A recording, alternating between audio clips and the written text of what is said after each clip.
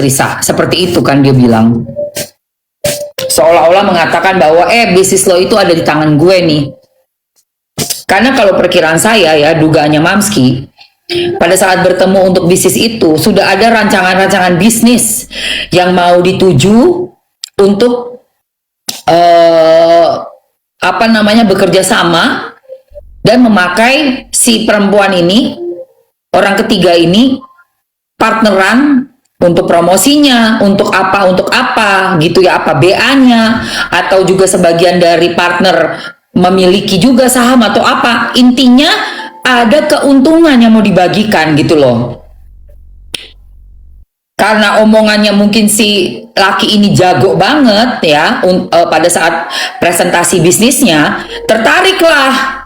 Wah, sepertinya mau ada masa depan yang nyaman nih buat gue. Ini laki pinter banget ya. Padahal ini baru rencana bisnis, rancangan doang. Belum. Makanya waktu itu Mamski denger dan nonton podcast yang di Pagi-Pagi Ambiar, kan dia bilang yang penting pebisnis, pengusaha tapi di atas saya. Kan dia pengusaha juga nih, tapi dia harus di atas saya dan dia provider. Ada kata-kata provider. Itu yang membuat Mamski yakin, oh ini sudah kemakan nih dengan rancangan bisnis, proposalnya mungkin sangat menarik. Apalagi nih kalau berdua kita jadi resmi nih suami istri. Kebetulan memang ada celah bisa ke sana. Tetapi ternyata setelah mengetahui istri sah ini sangat-sangat menjaga sekali suaminya, cintanya betul-betul pol, si istri sah ini tidak mau dia dipoligami, nggak mau dia berjuang dari nol, dari umur berapa, masih belasan tahun, belum sampai 20 mereka menikah, sudah dikaruniai satu orang anak, udah usaha macam-macam mereka lakukan, si istri sahnya sampai tinggal di kafe, belum ada rumah, dia pun masih tinggal di kafenya itu. Ada di podcastnya Densu ya, Mamski juga nonton, semua Mamski nonton itu, makanya Mamski tahu banget kronologisnya.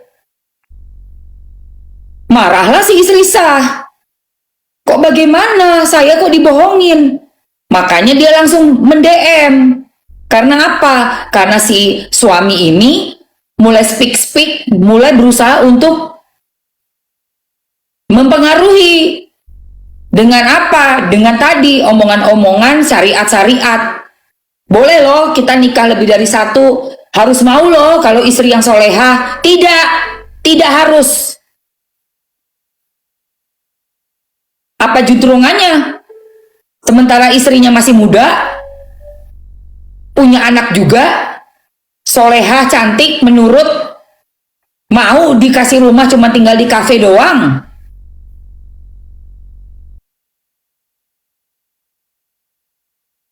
Ngapain?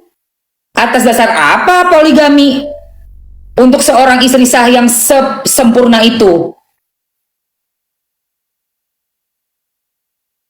Dan akhirnya setelah mendapatkan omongan-omongan yang sangat-sangat mengejutkan si istri sah ini, baru dia DM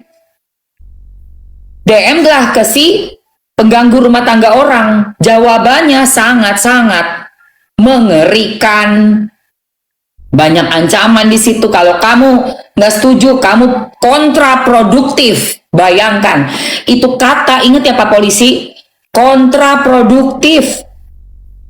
Dianggap si istri saya ini tidak kooperatif, kontra, melawan produktif bisnis yang sedang dilakukan. Berarti kan ada unsur uang di situ. Yang satu udah gelap mata, merasa ini masa depan dengan keuangan yang bakalan steady, luar biasa, oke banget nih gue gitu kan. Menghalalkan segala cara. Yang suami dengan egonya, gue bisnis gue mesti ngegas nih. Lu yang jaga kafe sono, gue yang di sini nih. Sama ini perempuan, sakit loh perempuan istri digituin. Apalagi istrinya juga yang sempurna banget. Bagaikan seolah-olah disingkirin begitu aja. Gue mau ada bisnis baru nih. mau gue kawinin nih partner gue, kasarnya seperti itu. Dan gilanya yang sesama perempuan yang udah pernah di posisi 2 tahun yang lalu di posisi istri sah, kok ya bisa tega itu? Kok ya bisa gitu loh, sanggup gitu loh. Membaca DM-nya dengan kata kontraproduktif itu sangat menyinggung sekali perasaan, biarpun Mamski itu bukan si mawak ya, tapi saya merasa tersinggung membacanya.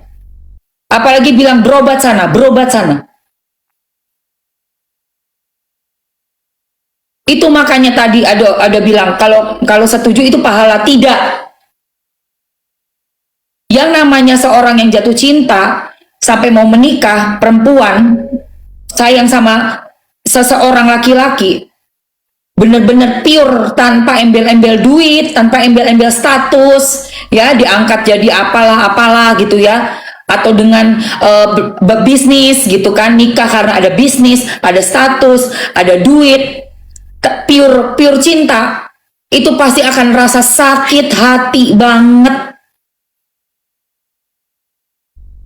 Suami kita diambil orang, udah pasti. Apalagi yang ngambil sampai ngomong pergi berobat, kamu kontraproduktif, kamu yang rugi. Masya Allah, astagfirullah, nauzubillah min dzalik. Itu sakit betul. Padahal Mamski itu nggak dalam posisi itu, tapi masih bisa ngerasain loh. Gue yang perempuan nggak kenal, bukan di posisi itu, masih bisa ngerasain sakitnya kayak apa. Kok dia yang udah pernah ngerasa baru 2 tahun yang lalu, kok nggak bisa sih? Pakai akal sehat. Dan buat yang ditawarin bisnis ini juga mikir dong. Ini bisnisnya belum jalan sayang.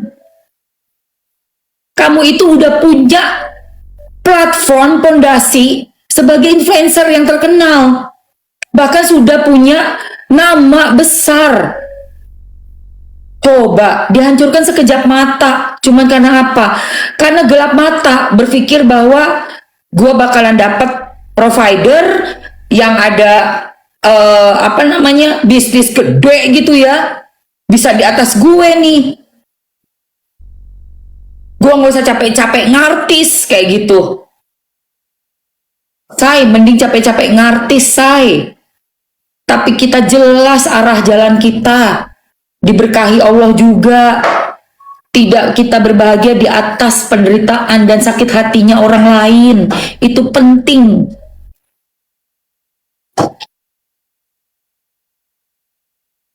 Iya. Dan inget banget, tetap berkali-kali Mamski bilang ada hukum karma. Ada hukum karma, hukum alam. Karma baik, karma buruk, itu ada. Dan itu pasti.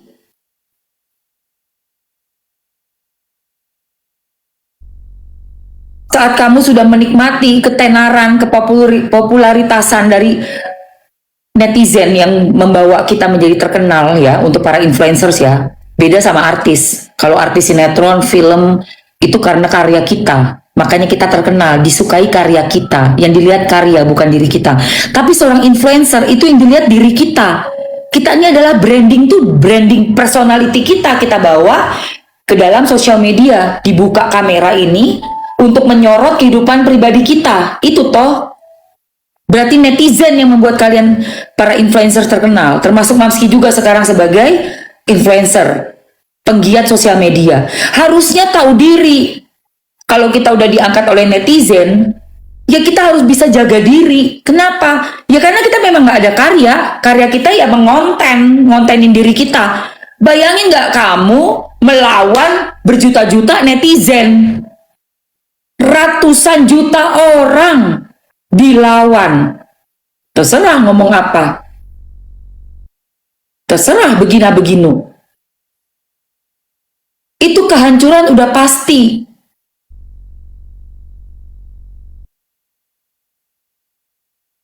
Itu pasti, kehancuran itu pasti.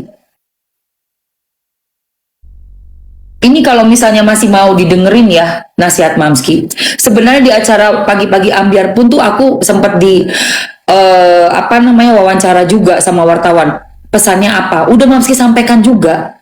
Hati-hati. Tindak tanduk kita, kata-kata kita, itu diperhatikan oleh netizen.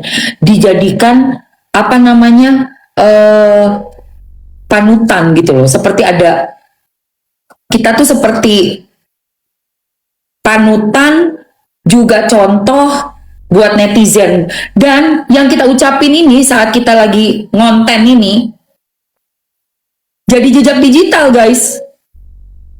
Makanya Mamsi bilang hati-hati bicara. NM nggak bebas, masih ada. Ya, seperti itu ya sayang.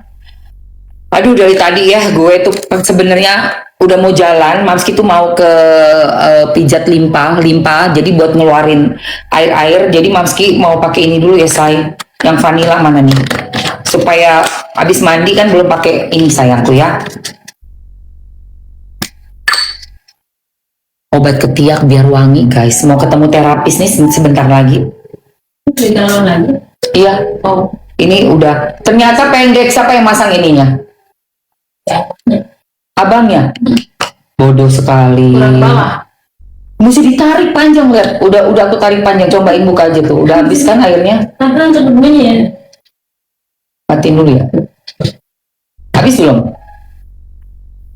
Oke, biarin. Oke.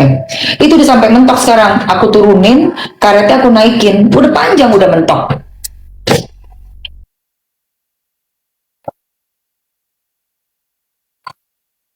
Oke guys, buat kamu yang punya aroma tubuh dari ketiaknya itu suka mengganggu ya, ini Mamski punya deodoran spray Angel by Lisa Natalia yang aku pakai yang vanilla. Ini enak banget guys, kalau buat cowok, cewek, kalau cewek vanilla, kalau buat yang cowok bisa